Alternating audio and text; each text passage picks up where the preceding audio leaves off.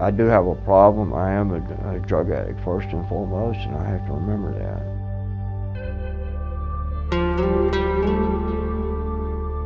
Sometimes, I can't control myself,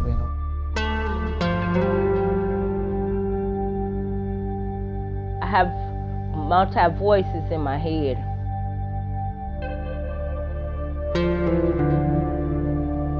They have no place to live, they have no medication, no treatment, and it's like a revolving door. They will return, and that's where we come in.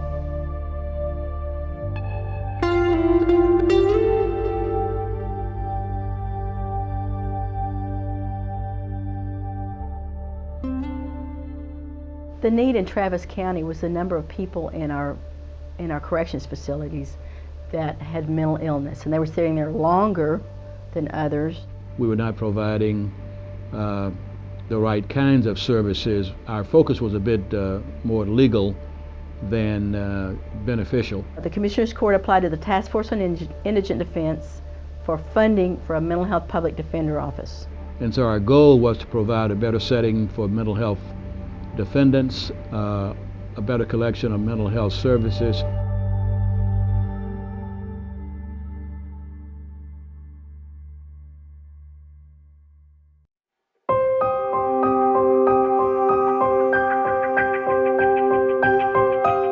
We have 2 lawyers, 2 master's level social workers, 2 caseworkers, and then 2 support staff.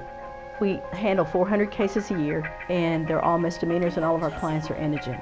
All of our clients are also Axis 1 priority population diagnosis. That is, they have bipolar, schizophrenia, major depression, or schizoaffective disorder.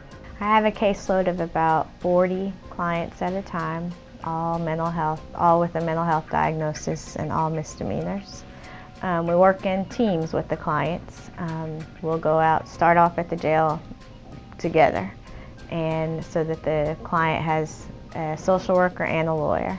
I'll work on the legal problem, and the social worker will work on what was underlying the legal problem, which is generally homelessness, drug addiction, mental health problems. It initially was probably not a natural combination because the social workers and what they had done in the past was very different from what lawyers do and vice versa. So we really had to learn to work together. But we keep in mind the goal of what's best for the client and community safety.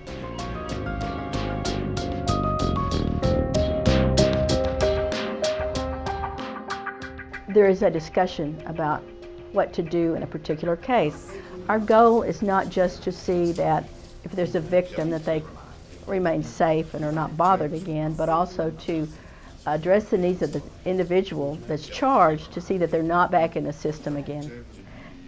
If the prosecutor feels like the client has a support system, is getting things in place that will help that person not come back to jail, then the prosecutor's going to give me a better deal. We have a lot more information in terms of the mental health status of the people who were working with the defendants on the docket. We actually look at that criminal history in the context of what their mental illness is, so that we can say, maybe an increasingly long jail sentences is not the appropriate thing for this person. And basically also, they can kind of give me some indication of how well this person is going to be compliant with medication or programs that we try to put them in down the road. So we're coming at it with a lot more information. I don't think either side is interested in winning unless we all win in this dynamic. Maybe the answer is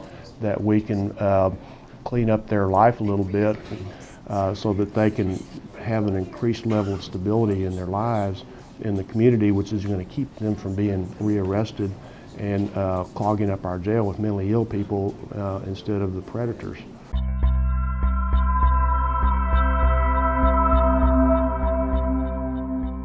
I've been hearing the voices since I was 6 years old. I've been hearing them since my daddy first started raping me. I've been put back and forth in the state hospital from the age of 11 on up. Renee had some very high needs and needed some help. And she also has a diagnosis of schizophrenia. And she was in custody and not doing well. She was having some really overt symptoms of picking her skin. I tried to hurt myself the other day and last week. I bite myself and I punch myself. And so we met. I went out and met with Renee, and we had a pretty good connection very first. I beat my daddy up because I let take my medicine. And I thought he come to get me, so I beat him up. And then I beat everybody else up.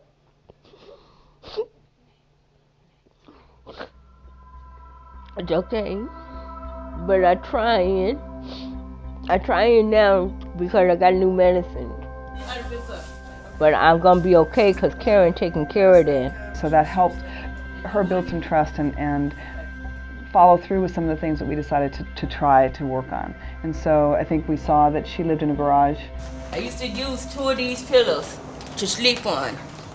And this is where I sleep. In the wintertime, it was freezing cold in here. I got much more involved with that, got her to appointments, encouraged the caseworker to come out and see her at the garage. And so then that was helpful in getting her on a list, a housing list, getting back on medications. I get my drinking water and everything from right here. Yeah, I know better now. I know better now. At first I didn't know better. I just want to hurt myself and hurt people. But I'm working at it. I think that's the value of our office and of places like the MHPD, where we can go a little above and beyond.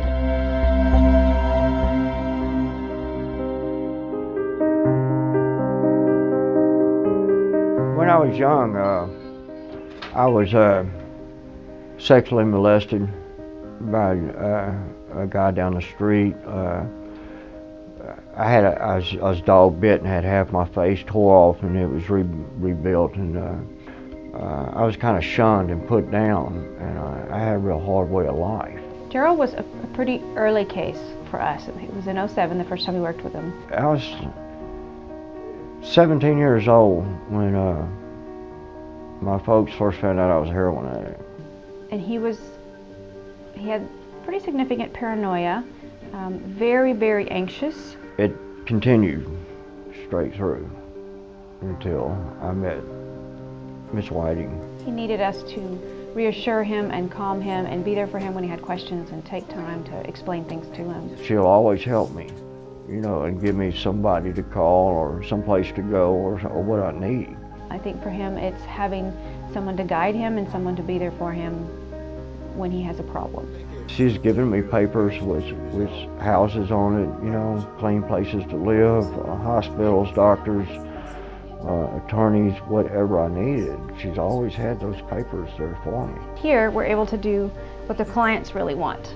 And I think even early on when our office started, we thought that every homeless person would want a house.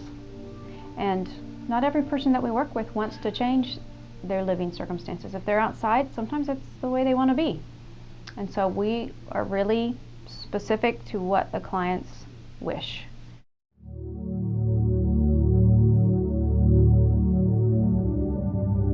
I was diagnosed bipolar since I was little, but I didn't know what bipolar meant. You know, why I can't, I never stand still, and sometimes why I can't, get along with other people. And I remember when I was a kid, my dad, to control me, to calm me down, used to give me a shot of whiskey or alcohol, to calm me down. Juan is a young man that was, as a young man, was kicked out of his home at 15 and really has lived on the streets pretty much ever since. So I started drinking alcohol at an early age, and I used that to calm me down, but instead it just gave me more in trouble. He's one that has really utilized our services and that we've been able to, I think, benefit because he can use our address, and so he's able to get his mail and mail from Social Security, and there's key issues that you have to stay on top of if you're in this system. Our kind of challenge is to help them become at least functional enough to be able to stay in those systems. That's when they started me again with my medication with public defenders. That's where they helped me get my monthly check, disability, So that's been very beneficial. It's kind of a home base for him. He feels very comfortable here. He'll come and use the phone. If they stop coming and we don't know how to get in touch with them, then we we lose them for a while. And then if they get rearrested or they decide they want to initiate, then they'll call or show up at our office without an appointment, and then we just re-engage with them.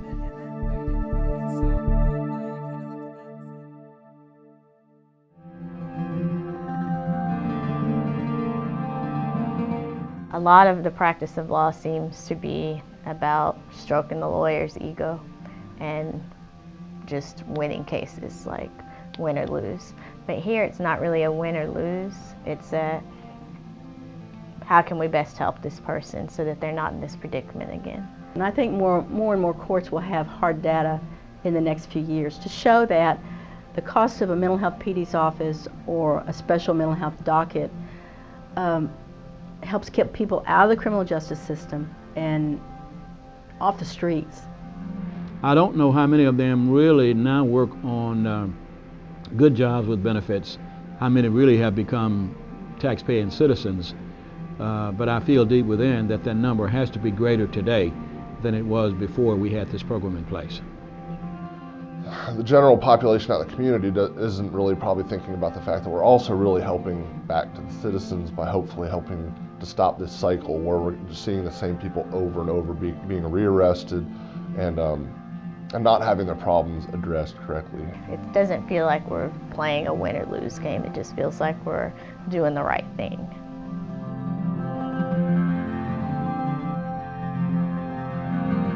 It's hard, but if you don't open your mouth and ask for help, then you don't get no help. And I was tired and I really needed to help. And Karen come and help me. She gave me a bracelet. I keep it on my dresser. She told me, she said, you can wear this bracelet until you get your first place. But I wore it every day with hope and faith that I get my first place. I got my first place. My first place I got on my own.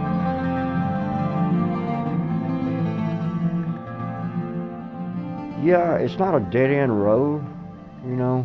There used to just be a dead end, and there's still 100 miles to travel. You know, I got 999 to go. I'm only across mile 1. Today I care. About what, I don't know, but I care.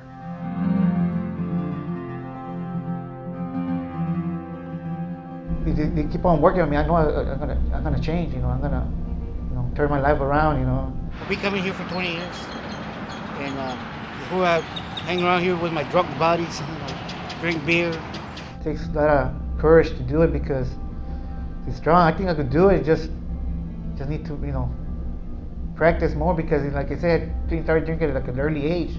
It's more like it's like a habit. I haven't had a drink for 3 days.